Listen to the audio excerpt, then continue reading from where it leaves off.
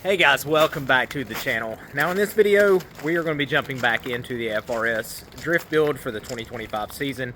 If you haven't been following around or you're new to the channel, we've been building an LS swapped FRS. You can watch back a couple videos.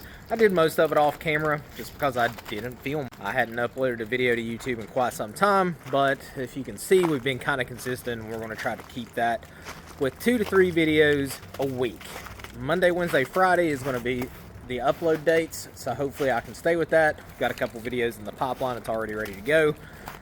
But in this video, we're going to work on the interior of the FRS. Now yesterday and last night, should I say, because it took a while, I banged out the harness bar, put the harnesses in. I still have to order a passenger harness because we're going to run a stock seat in the passenger side.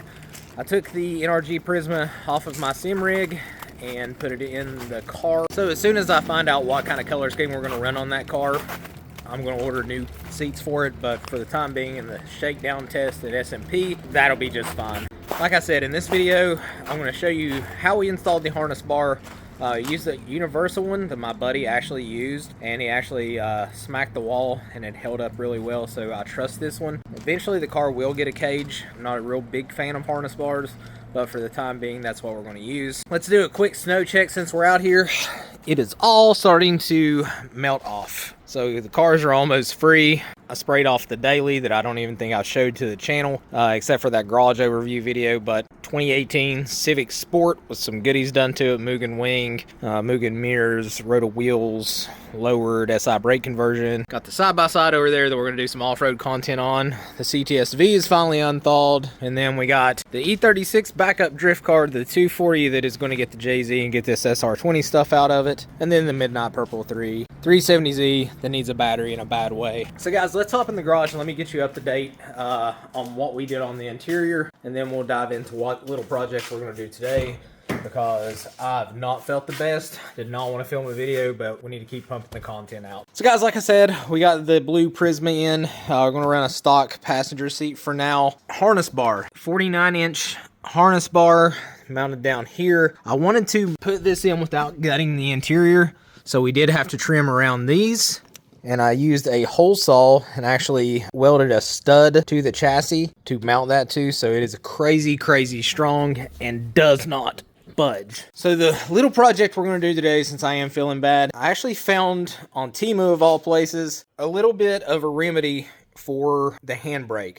So like I said in the last video, the GK Tech handbrake is remote mount, so it mounts back here into the console, and that just kind of looks bad. And we're trying to keep this interior really, really clean, even though it's truly gutted and the panels are just kind of for show. But what I found was this armrest cover. So it mounts pretty much with self tappers the way it's looking. I think I have to drill 3 placement holes to get it kind of to stay, and then basically it just will self tapper through the console. Did get all the ISR rear arms in as well, and we have the coilovers waiting. That is going to be the next video. I've put it off and put it off and put it off, but we're going to drop the rear end of this car, the entire rear subframe, so I can get the diff welded. We can do all of the arms, put the coilovers on, and get all of that tidied up, bolted back in the car, because that is the last huge thing that we need to do until the drive shaft gets here, and then we can do the transmission mount. And after that, once the wheels and tires get here, we can actually drive this car. Got to do the exhaust. I think that's really the big things. Also, we did put on one of the side skirts. These are the TRD Top 2 skirts.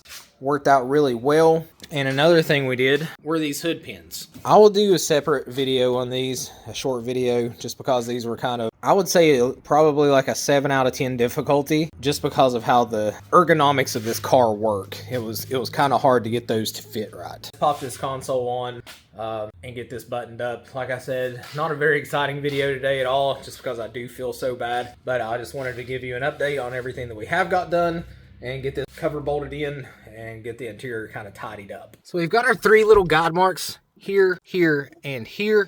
So I've got my right angle drill. We're going to knock those out real quick, and hopefully we don't miss, but if we do, this console's in kind of bad shape anyway, and I've already cut wrong on that, so if we have to, we'll order us another one. Holes are drilled, so hopefully This will just sit down in those, which they do. Good on that side. Pretty equal. I'm good with that. So let's get some self-tappers and pop those through. All right, guys. So what we did, we drilled out the little countersunk holes that they had. This is about the size that they used to be. And I drilled them out so my self-tappers would completely go down flush in there. It completely hides the remote mount reservoir and kind of looks very OEM.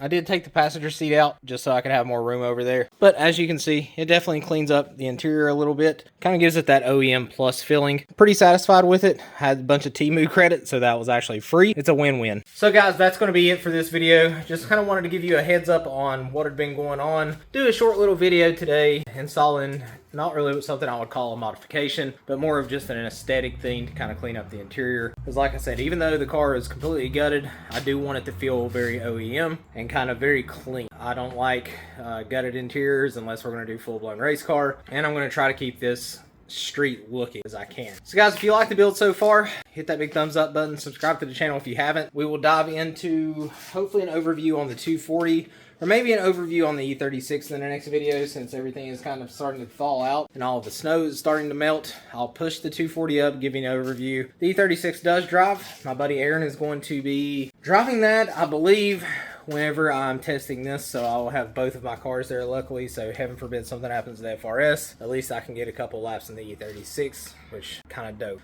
So guys, like I said, hit that big thumbs up button, subscribe to the channel if you haven't, and I'll see you guys on the next